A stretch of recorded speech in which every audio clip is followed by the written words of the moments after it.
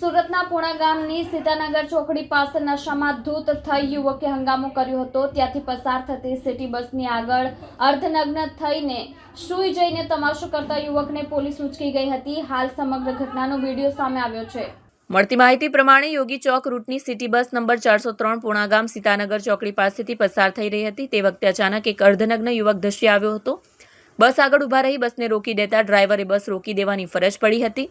અવનવા ત્રાગા કર્યા બાદ આ યુવક અર્ધનગ્ન હાલતમાં બસ આગળ રોડ ઉપર જઈ સૂઈ ગયો હતો, જેના લીધે ટ્રાફિક જામ થયો હતો।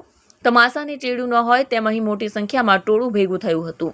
લોકોએ તેને હટાવવાનો પ્રયાસ કર્યો, પરંતુ તે બેફામ વર્તન કરતો હોવાથી ટોળા પૈકી કોઈએ પોલીસને કોલ કરતા પૂર્ણ પોલીસની પીસીઆર વાન ત્યાં ધસી ગઈ હતી। ચિક્કાર પીધેલા આ શખ્સને ટીંગાટોળી કરી વાનમાં નાખી ટોળું વિખેરી ટ્રાફિક ક્લિયર કરાવ્યો હતો। પોલીસ મથકે લવાયેલા યુવકની પૂછપરછમાં તેનું નામ નયન રમેશ હિરપરા હોવાનું બહાર આવ્યું હતું। નશામાં આ કૃત્ય કરવાનું તેણે પોલીસ સમક્ષ કબૂલ કર્યું હતું। પોલીસે તેની વિરુદ્ધ નશો કરી હંગામો કરવા બદલ ગુનો નોંધી ધરપકડ કરી હતી।